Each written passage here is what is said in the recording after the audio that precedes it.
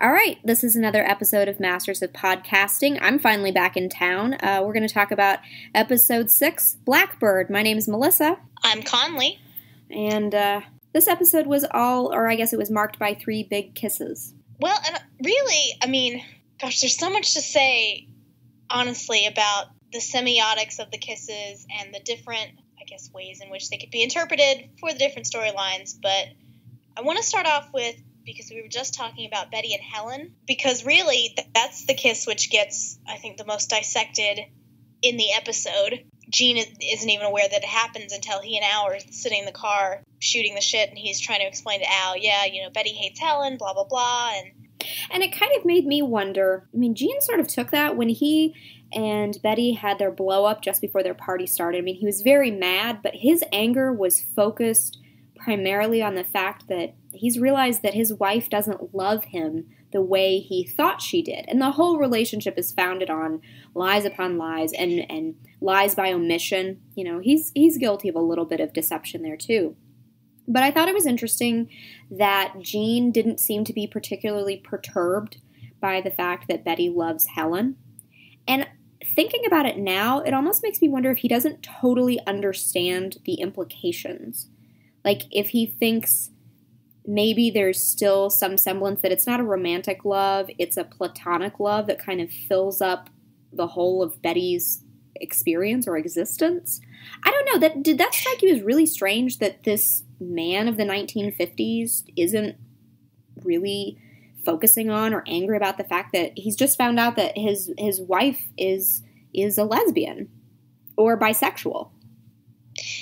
See, I guess I didn't interpret his anger as to confusion, because he very clearly seemed to recognize that, 2 women being in a passionate kiss outside the ladies' restroom of a restaurant, that clearly raises some questions about, Betty's feelings for him, not just romantically, but perhaps sexually as well. So I guess I never really saw it as him not understanding lesbianism. I think, though, the thing that really struck me was the parallel between his story, Gene and Betty, and their marriage, and the Scullys' marriage, which is essentially the parallel to this component that we got all of last year. And so last season, whereas Margaret was the partner who was really having to come to terms with the fact that her husband was not attracted to women at all, I think maybe, to me, it read as kind of a generational thing, because whereas the Scullys are much older, more established, they both sort of come from, if not wealthy, then at least fairly middle-class, prosperous backgrounds. And here we have Gene, who, he may be the pretzel king, but he did have to, I think, work a little bit to become as successful as he is. He's clearly, quote, new money.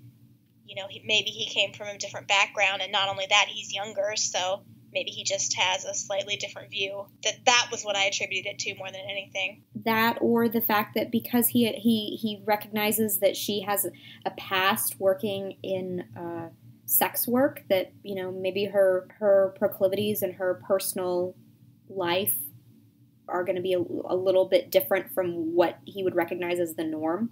And I was saying earlier, as much as I love both Greg Grunberg and Annalee Ashford, this whole storyline just felt so rushed to me. So despite the fact that I did want to be invested in, it played out so quickly, and it was just, bomb dropping. I didn't really feel like we had any time to get familiar with that storyline, if you get what I'm saying. Mm-hmm. Yeah, this sort of, the brush strokes kind of showed throughout this episode. I think because they had so much to accomplish in order to move to the second half of the season, this particularly felt as if they were having to kind of brush away Gene as a character, simply because of the situation with Annalee Ashford and her run on Broadway in Kinky Boots, and the fact that she was able to come back.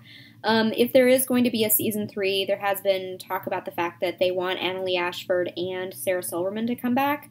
I think this is just speculation, but we could be seeing Betty and Gene get a divorce, Gene disappear, and Betty, the continuation of her storyline may be that she joins Masters and Johnson at their study in the future.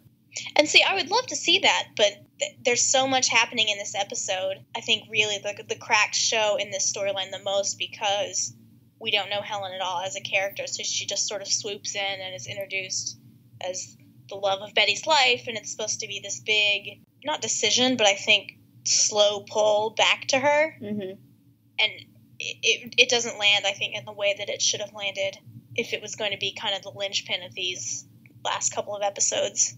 Well, I am enjoying Sarah Silverman's turn as Helen. She is a divisive comedienne, but she has done a very good job in a dramatic role. Part of what you're mentioning could be suffering from the fact that Betty was set up purely as comedic, what's the word? Relief? Comedic relief, yeah, comedic relief.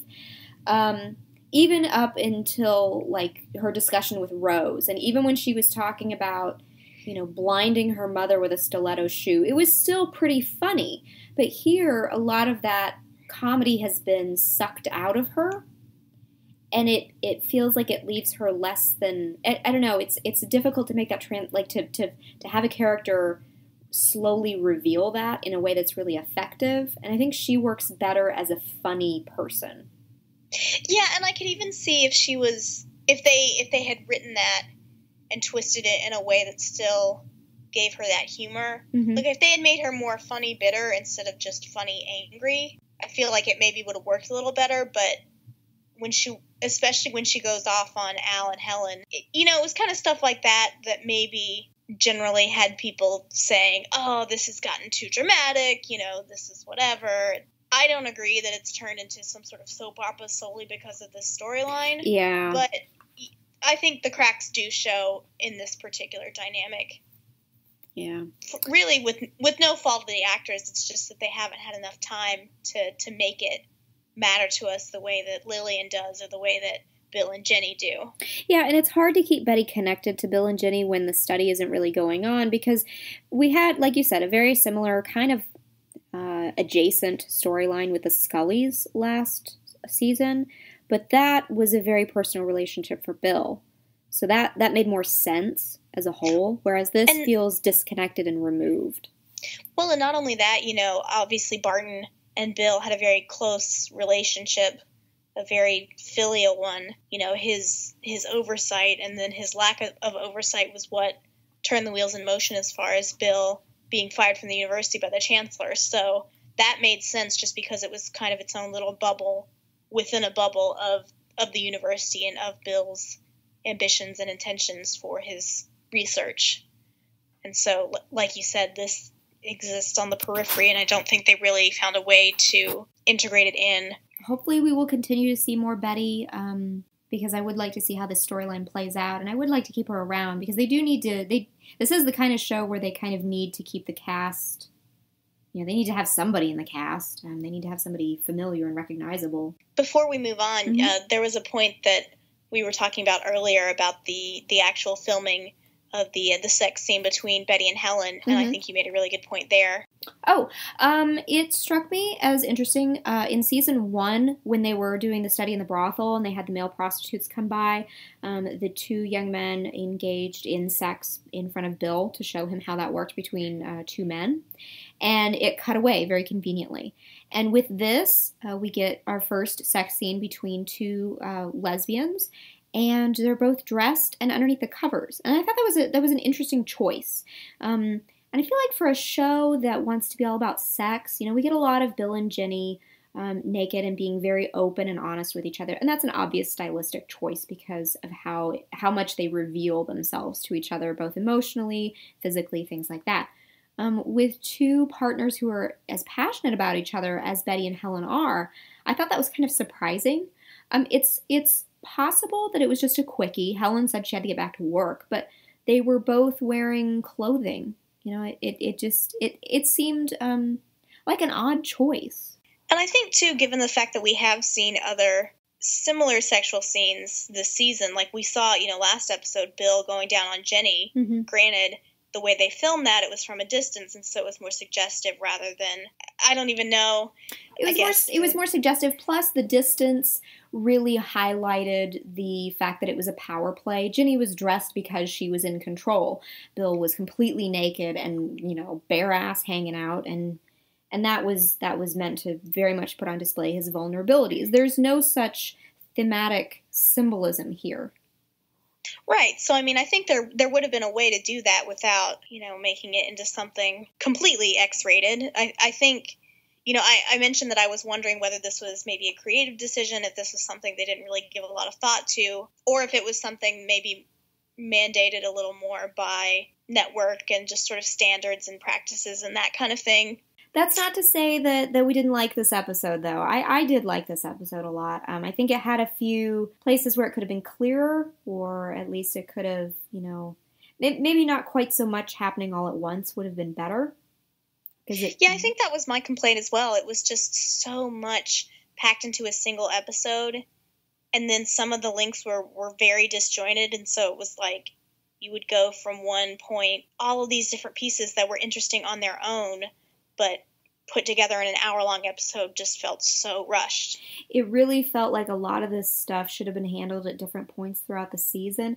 It makes it more obvious that we're headed for a time jump because it feels conclusory in many cases. Yeah, I agree. It's, we're wrapping up links, we're killing off characters who need to die. Speaking of characters who need to die, and I say that in a loving way, I assure you. Do you want to move on and talk about Lillian and Ginny? Ugh, my heart is breaking, but we might as well do it. This was Lillian's path. I can't her say swan song. Yeah, her swan song, and I can't say that I was surprised, but it was very moving and it was very beautifully shot, and they did an excellent job, really portraying the good friendship between Ginny and Lillian right up until the end.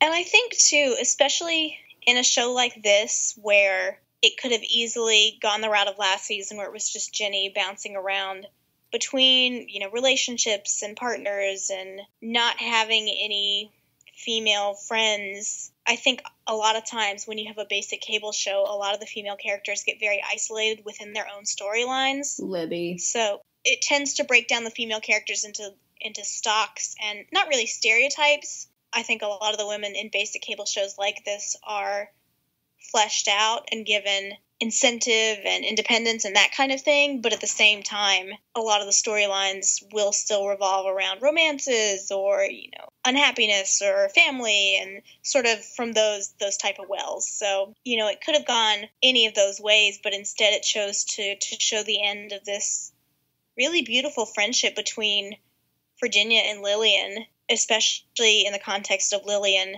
dying and not being a doctor anymore, which I really loved. It was nice that Ginny got to help Lillian essentially curate her last night on Earth. Like, that was sweet. They listened to music that she recognized, and they had cookies on the table, and they were drinking wine. And I think at that point, Ginny was still kind of like almost in denial about it, especially since later on she said, "I'll see you in the morning." But I think Lillian was really aware of that and probably was glad to be able to make these conscious decisions about how she wanted to spend this time. Especially since this is the closest and most open and honest they've been with each other. I mean, not the least because that's the kind of, that's probably a natural thing to do as you're approaching your own mortality. Yeah, and I agree that Lillian definitely approached that very purposefully, and Ginny really didn't understand it until she came back having forgotten the envelope and realized what was happening. But like you said, it was a really nice character touch, and it's one that I didn't anticipate. Mm-hmm. But one that I, fully, completely believed and loved, because obviously Lillian is not a person who just wants to be lying around useless, especially because she has no family, no one to take care of her except for Virginia. Did you think that by the end of the episode Lillian would have committed suicide? Oh, I thought we were heading that direction as soon as she asked the radiologist what she could expect. I was thinking it even going into the episode itself, like having seen the preview pictures, because there was one on the Showtime website of Lillian standing in her living room looking around and like her stuff, and there was a glass of wine on the table, and I thought she's going to kill herself before the night is out. Like, that's where they're going with this. Because she's, that's the decision that makes sense for her. And I think in the modern era, she would be a strong proponent of self-directed euthanasia. Right. And I can see that. And I think it's a very sad storyline, but it's also, like, it's good to see, and I realize that there's no good way to put this. Lillian really grabs that final bit of agency. She makes the choice. Well, yeah. She's going to go out on her own terms, and it's really beautiful. Like, and I think, too, it's rare to see a character who's so in charge of her own path and destiny, even as she is laying completely low by something that's out of her control. And you really don't see it as, oh, look at this huge, regretful, awful decision she's having to make. Like, it is a terrible decision. But when the camera lingers on her face as she's sitting on the edge of the bed, I don't know, you get it's a distinctly different feeling than on other shows where it may have kind of been milking it. This just very much feels like Lillian. Straightforward, decision, her own. And that's what it is. Just in talking earlier about that last scene between Lillian and Ginny and the kiss that they share, mm-hmm. I thought it was so refreshing that, you know, they have this moment and this expression of love between them, which in no way turns sexual. Yeah, and she was, you know, they very subtly dropped it in that Lillian has had sex with a man or some men at some point in the past. Probably doesn't feel a romantic or sexual attachment to Virginia, but yet they're still able, you know, Virginia can still lean over and kiss her on the mouth, and it doesn't feel hyperbolic, or it doesn't get into the male gaze territory, which is really rare. And it was so refreshing because you watch that, and maybe not the only, but the clearest and strongest message that I got out of that was these are two people who love each other for who they are. And that's what it is, love. It is the most straightforward love and appreciation and sympathy for each other. Yeah, and I think, too, the fact that, you know, they have this really lovely moment. Then at the end, when it really matters, they don't even use words. They have this gesture and this single moment which encapsulates the best parts of their friendship.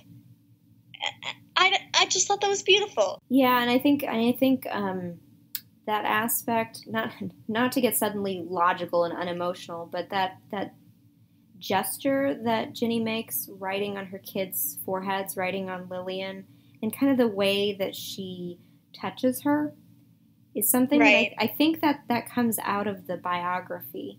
That's the beginnings of sensate focus therapy, which, not to get too into where the season is going next episode, given the spoilers and the summary that we know, but I think that's going to play into, in a subtle way, maybe in kind of a background sort of way, how Ginny will approach being able to treat patients. Because I think it's obvious that the show is now going to turn back more towards the study. Right, now that Bill has failed at doctoring for the last time. For the last, and hopefully last time. Yes. So I think it's going to come back around again. I think it was a really beautiful introduction to that, you know, warm, sympathetic, very personal way of treating someone. How reassuring and how non-sexualized it is. And just, it's that level of care. Two completely different people who happen to become kindred spirits. Well, and it's important that Virginia learns that this decision is not giving up. It is a very personal and real decision. Like I said, it's a form of agency, and it isn't always about fighting. It's also about going out with dignity, respecting someone else's true wishes. Yeah, really honoring the spirit in which, you know, that choice was made. Rest peacefully, Lillian. We will miss you. What should we move on to next? Would you like to talk about Libby, or would you like to talk about Bill and Ginny? Oh, let's talk about Bill and Ginny. I want to talk about something happy, something that may have, I don't know, it kind of almost fades into the back, not like disappears, but sort of recedes in a sense, given how much shit everyone goes through in this episode. Like, what an odd thing to have this big moment in the middle of the episode, and it's treated, you know, appropriately for how momentous it is, but given how much everything happens, it's almost easy to let it pass you by. I'm not phrasing this correctly, but it's on a same level of importance as a lot of other things, and that's interesting. And I think that's why I was surprised that it came in the middle of the episode. We still have quite a ways to go in this season, and they are really laying the foundation for the time jump. So obviously, you know, they have to pick and choose which moments they want to land and which ones they want to sort of elide into the sea of headcanon. Mm-hmm. So, but I guess it was, to me, the way the scene was filmed, you know, I loved just the positioning of Bill and Ginny on the bed and sort of the way that they had Michael Sheen and Lizzie Kaplan act physically, because, you know, here's Jenny with her knees drawn up almost like a little girl, and Bill just sort of sitting there listening to her, talking and discussing, and then didn't know what to do with his hands, kept fidgeting, kept looking around the room, but he's really listening to her because he has that hugely insightful moment when he turns and says, well, you didn't see it coming because she's a woman. Right. He really does, like, he really is paying attention, and he has been paying attention. So I love the way that they filmed that, but I know some of the reviews that I read said that maybe the dialogue was a little too on the nose for some of that. Oh, see, I thought that was hilarious, and I felt terrible watching the episode because Ginny is sitting there, and she's in tears, and she's discussing how her friend wants to die, and I'm sitting there cracking up because Bill is just, like, staring straight ahead while she describes the female version of him. That just, I liked it. I thought it was funny and a little, like, self-conscious of the show. Oh, I'm not saying I hated it, but it was one of those things, you know, yes, I did catch the sly wink, thank you, show. Okay, yeah. Yes, show, yeah. I did get it. Yeah. What did you think of his, or what did you make of his declaration, I know you? I actually liked that. Once it kind of got away from the sly winking and the, you know, double entendres, when it came to actually that first physical touch where he sort of took her chin in his hand and then it went from there as the scene progressed, I really liked that. I thought that was, again, especially considering Bill and Virginia have communicated so very poorly at times and so very well in others, I liked that this was so simple and it wasn't just a question. It wasn't something that they tried to dance around. It was just full-out declaration, I know you. What do you think he was trying to accomplish with that statement? I'm kind of torn because on the one hand, some people were saying that they thought this was his way of saying that he loved her. It did, like the tone he used and the cadence, it easily could have been swapped out with the words, I love you. Right. So, like, I see that point, but at the same time, it's, I don't know why I don't feel like it was necessarily a declaration of love in that way. I mean, he is essentially saying that he loves her because he knows her and he is trying to comfort her and he really, really cares about her and wants to cheer her up and that kind of thing. So it should read as like a 100% declaration of love, but at the same time, there's still that hesitation. There's that. The fact that he doesn't say it.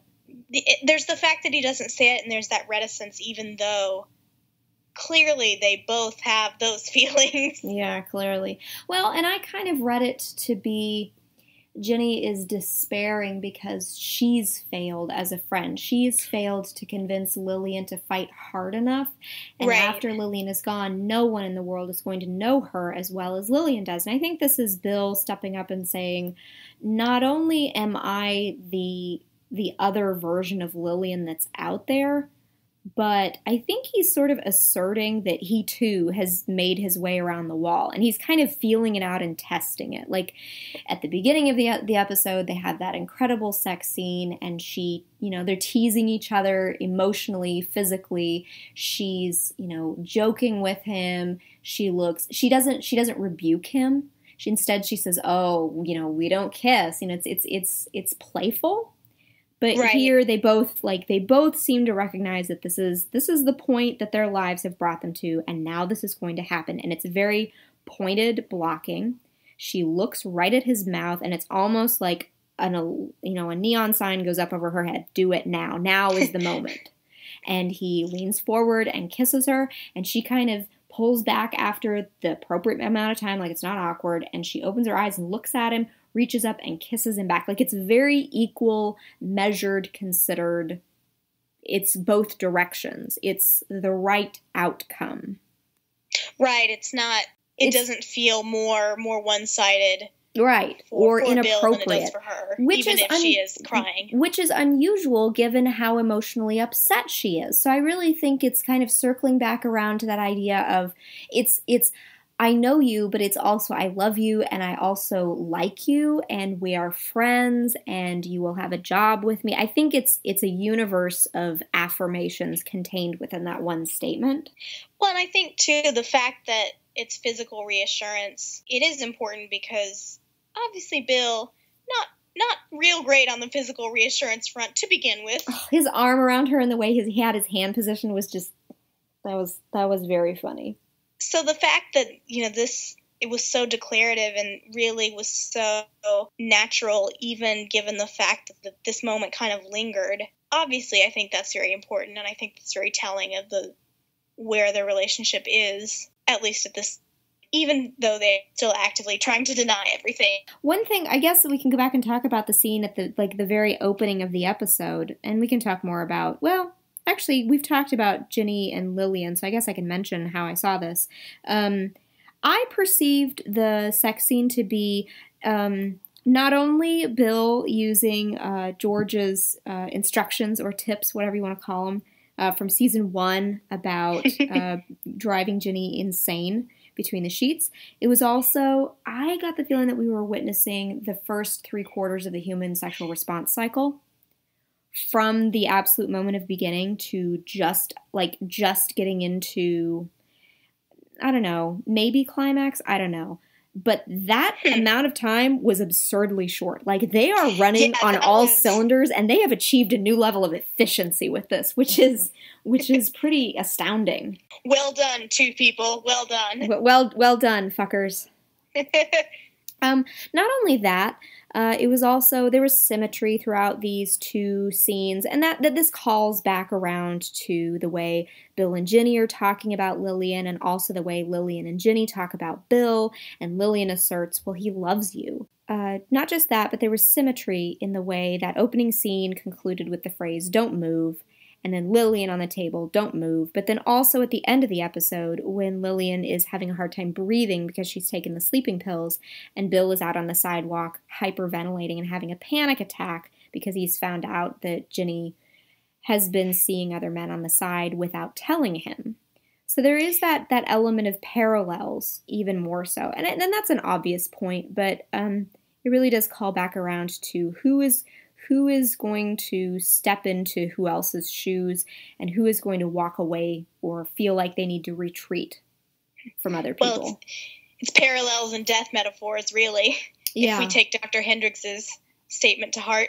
Yeah, definitely. Yeah, and that's a good point. Oh, Let's yeah. see. I want to go back real quick and talk about Lillian, the way Lillian says, you have that closeness with Bill, and Bill loves you. And it's great. Ginny's response is not, no, he doesn't. Like it was in season 1 when Betty told her the same thing. And even then that was kind of speculative, like Betty was teasing her a little. And it's interesting that Lillian knows, like she seems to know that so securely. She hasn't been around Bill in probably almost a year, and yet she knows this, which kind of hints to me that Ginny has been talking about him or she's mentioned him. And Ginny's response is non-judgmental of anyone. Yeah, I think the fact that Lillian says that really highlights not only how far her friendship with Ginny has progressed, but maybe the amount of generosity that she now lends to Bill Masters, not just as a doctor, but as a human being. Really to come to the point where she can look at Virginia, and even given the fact that Ginny has hidden this relationship from Lillian so well that Lillian doesn't find out about it until Langham is yapping in her ear. The fact that she's really able to look at that and to see Ginny and to analyze, not just what makes Ginny interested in the study of sex and blah, blah, blah, but also what makes Ginny interested in Bill and vice versa. That's a huge step, and I think one that really maybe isn't going to get talked about as much. Yeah. Anything else we want to mention about Bill and Jenny? I mean, at least in the context of this advancement forward. And it's interesting, again, a directorial choice, I think, not to portray them in the same scene for the rest of the episode after they kiss. We do not see them in the same room. Well, and again, I think it's the beginning of the separation, and so you get that moment of pure intimacy, and then it slowly unfurls, and we have the little tendrils as they drift apart. Yeah. Should we talk about Libby? A little bit, briefly? Let's go ahead and talk about Libby. Okay. Libby has gone off the rails, and everyone on the internet is flipping out about it. All the reviewers have taken note. They think that this was the low point or the weakest spot of this episode, maybe of this season so far. And I think that's attributable primarily to the fact that while we get at least Bill's explanation for why he acts like a shithead to the St. Louis Chronicle editor, we sort of get an idea of why he's behaving this way, and the reporter talks about his past and things like that. We have no insight into Libby's head. Like, we don't know where she's at. All we see is a lot of, and this is true of the whole show, a lot of shots of her sitting around pensively smoking. And while that's beautiful stylistically and it makes her very mysterious, it just kind of turns her into a monster rather than showing us why, her progression of thoughts and maybe why she's having this reaction. And I think it's hinted at well enough. I mean, she could have postpartum depression. It's probably because she is not getting anything out of Bill. It's just a totally stone-cold relationship. And it could also be sexual jealousy and repressed feelings toward Coral's brother, Robert. I think a lot of the semiotics, not necessarily of Libby smoking, which I agree may be overused in the last couple episodes, but you do get some sense that Libby just has this longing, and most of it seems to be sexual longing, obviously, from the way that she stares at Robert like he is Idris Elba. I just think it's very interesting that Libby has this kind of girlishness to her in those scenes, because one of them, and I forget, this may have been the one that opened the episode, where Libby is folding clothes by the window and Bill is talking to her, and basically all Libby hears is blah, blah, blah, blah, blah, as she is watching Coral and Robert get out of the car. She watches them for a couple of minutes, and then when she thinks that she's seen, she kind of fixes her hair really quickly. You are not the only one to have picked up on that. That seemed like a flirtatious or very self-conscious gesture. Yeah, and so it's one of those things. I think if even we had more moments like that, where it wasn't just necessarily stock footage of Libby sitting around being, unhappy or not really knowing what to do or feeling confused, if we had scenes of her being actively self-conscious or even like a fantasy sequence inside her head. Yeah, something like that. But it just seems like this season hasn't had time. For as much as it's focused on Libby, it just hasn't dedicated enough establishing narrative to really justify her running off in the middle, in the evening, in the night, with her baby in her car to go chase someone down to their apartment. But see, this is the thing. A lot of people in the reviews that I read kept saying, oh, this is a terrible storyline, this is so awful. Libby would be just as disconnected a character if she were sitting at home very contritely and sadly and angrily being unhappy. It would be essentially the same kind of narrative, because she's so separated, as you said, from Bill and Jenny and from everything else that's going on. The fact that she does have a newborn baby really doesn't give her a lot of options as far as places to move her character that don't completely take her out of the story or the sphere of life in St. Louis. And so honestly for me, the fact that she is being jealous and being a horrible bitch to Coral because of this jealousy and, not really knowing what to feel about Robert, and so stalking him to, Coral and Robert's home in the middle of the night. These are crazy things that insane people do, but at the same time, even if I'm watching it through my fingers, I want to know what happens. I find it more compelling than I would any story about, Libby just sort of being there or not even being referred to, and us assuming that she's there in the house doing Bill's laundry. And the story may wind up being, I don't mean vindicated in terms of its negative aspects, vindicated in terms of its narrative structure, or it being used as a component of the narrative. Right. Later in the season, because there have been photographs, spoiler alert, in case you care about this, there have been photographs of Robert inside the master's home with Libby talking. So presumably he's going to come back around. And there was a mention when they were filming, Jocko Sims said that his character is a member of the Congress for Racial Equality. Now, hopefully they wouldn't be so tone deaf as to have Libby suddenly do a 180 and be this white crusader for civil rights, because it would not feel entirely earned unless she didn't go through a little bit of fire from the characters around her. Like, she's gotten plenty of pushback from the audience. I think we're where the writers intended for us to feel about her, but hopefully, it's not a perfect comeback. I think that would be a little too pat.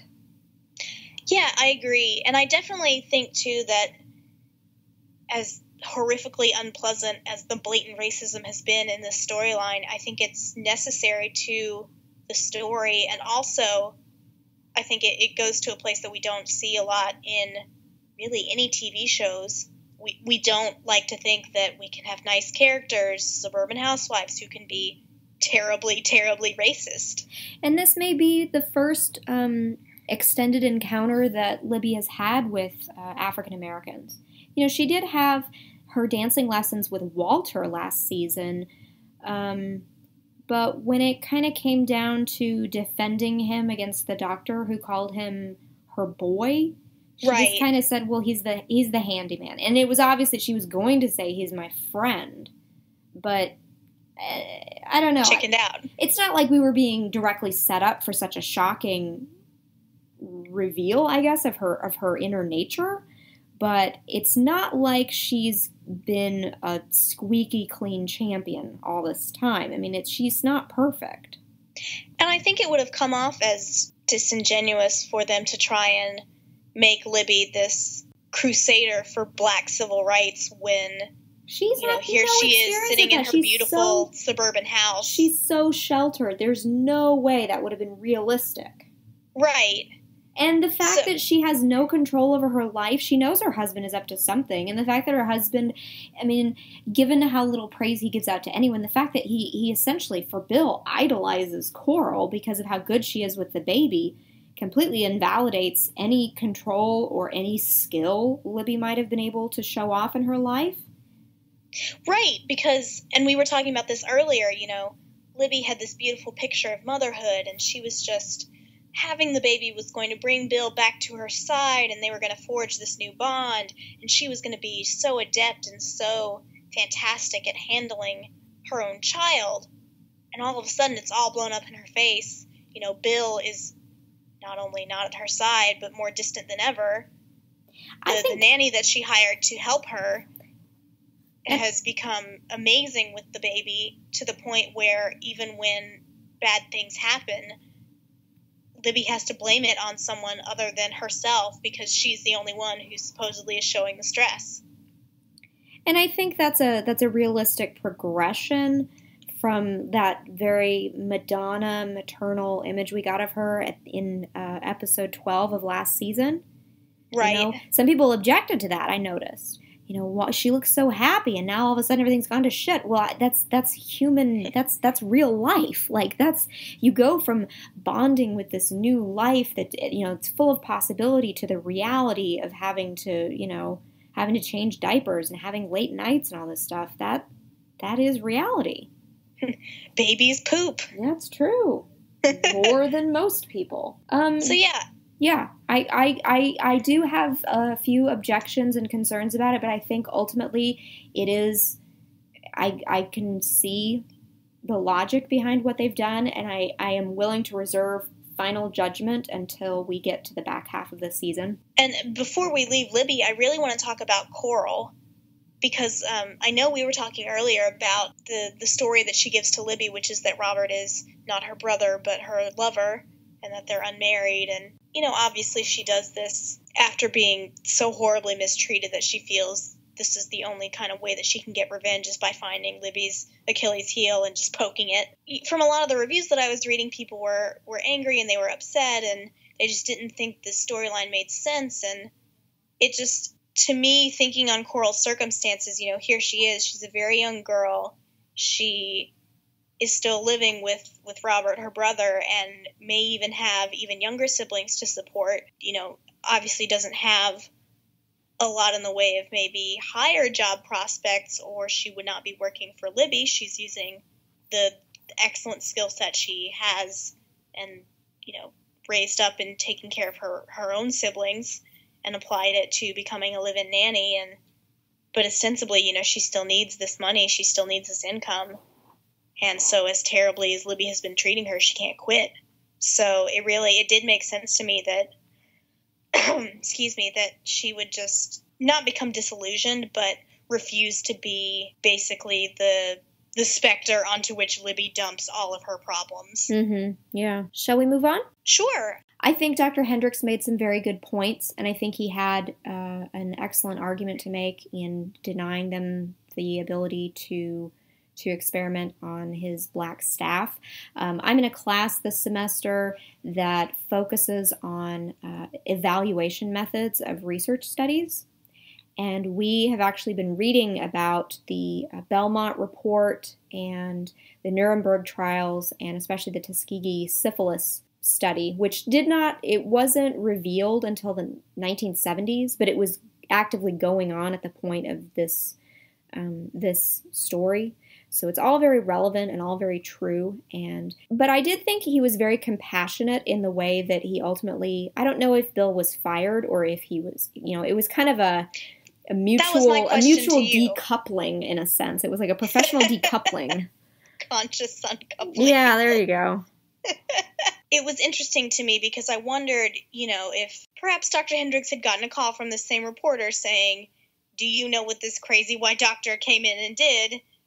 Or if it was Bill just, coming back to the office completely shattered after, doing the shitty thing to the editor of the paper, and then also coming on the heels of finding out that Ginny had a secret boyfriend. Maybe he just came back to work and just sat there looking haunted forever. Mm. I think it is important that wherever they take sort of the integration of the study and the idea of having both black and white patients in it as participants, I think it is important that, as you say, these past injustices and experiments and manipulations were brought up, because otherwise it wouldn't feel true to life. Mm-hmm. It would just feel like we were sort of glossing over an entire part of, the experience, which, especially given that civil rights, in 58, 59, 1960 was really about to kick into tremendous overdrive. I think it's important that we gave screen time to a storyline like this, where we saw Bill being a terrible person and getting to prevent his own personal history coming out simply because he's a white doctor who has a lot of privilege, and, Libby essentially getting to do the same thing, just sort of waltz into a black neighborhood and into Coral's and Robert's house in the middle of the night and really not have anyone call her on how crazy that is and how insane she's being. Yeah. I don't know. I wish we had been able to spend more time with it, because it did feel like a bit of a letdown, like, oh, here we are at this black hospital, something really big is going to happen. But I think someone was astute in noting that and you're right as well, that without this comment, without this reminder that these stereotypes and these awful abuses of research ethics were being committed, it puts into context the historical impact of the ultimate study, the ultimate publication that would come out of Masters and Johnson's study. Yeah, and I think, too, it also obviously, they address this in the show as far as, Bill wanting to push things into the light and to bring science forward, but at the same time, Bill is still small enough to say, well, I don't want to bring science forward if it means I have to talk about my personal life, and I'm not going to be viewed as Bill Masters' amazing doctor, and instead it's going to be Bill Masters' pity party. So let's end with Bill finding out something that he was not aware of in Ginny's life. He has really opened up to her. He's told her things that he's probably never said to anyone. And I think, he kind of, especially with sitting on the bed with her and hearing her out and comforting her with regards to Lillian, I think he was perfectly justified in feeling like they had a very special connection, and for someone else to have a key to her house and for her daughter not to recognize him really throws into this sharp contrast that there's a whole aspect of Ginny's life that she keeps secret from him, or at least that's what it is from his perspective. And he just completely breaks down because he very much has reached this point where Ginny is the only person that he can rely on for comfort and assurance, even though she pushed back at him demanding the employment contract when they went to Buell Green. The fact that he was still willing to run to her and confess, we've lost another job. That says something about his emotional attachment to her. Well, and not to say the man has trust issues, but the man has trust issues. Definitely, so. and for that to happen, what an inopportune time. Well, and it's one of those things too. I mean, again, Virginia makes some very strange choices, and it's like a pushback because they can't recognize their relationship on an emotional level. So she has to go out and get a new boyfriend because she can't afford a babysitter. Yeah. It just, I guess I don't really understand, how she has enough time in the day to be doing all these things and then be like, whoops, better go see my new boyfriend. Yeah, exactly. How many hours a day does Ginny, sleep? How many hours are in her day? Because that would explain some things. Yeah, seriously. Amazing.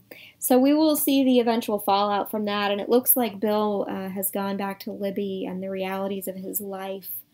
There was a very ominous shot at the end where you hear this clicking, ticking sound, like a bomb about to go off, or a clock ticking down, and then the shot changes, and it's the baby in his little automated swing.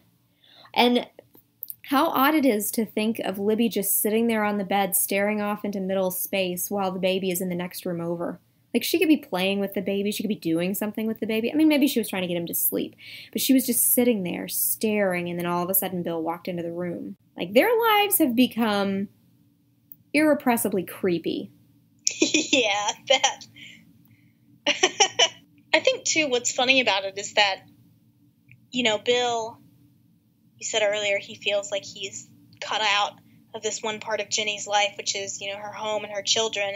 But at the same time, it's not like he's exactly gone out of his way to interact with them or endear himself to them or really be around them at all. Yeah, that's true. I think you may be right. His expectations are really that because she is number one in his life and he's able to shut out his family and everything else, he assumes that that he is number one in her life, and he doesn't see that other people around him need more emotional attachments than just one person. And when you experience that in life, it can be very hard because the lens that you're looking at this, this person who is number one to you is that they are the only thing that exists. And it's very hard to see why they might want other interactions. Yeah, and I feel like, too, it's, he's almost willing to let it slide with Lillian because it's like, well, Jenny's dying friend. It's one of those things, it's almost not childish, but it is kind of like an attention-needing sort of tactic where it's like, no, I only want you to think about me. I only want you to be with me. You're the only one I think about. At the same time, that's so terribly unhealthy. Yeah, but I mean, I can understand. Yeah, I mean, that does happen. This has been another episode of Masters of Podcasting. If there's anything that you guys would like us to talk about, or any suggestions or questions that you all may have, you know the Tumblr Ask box to ask them in. Thanks so much for listening. We'll see you next week. Bye-bye.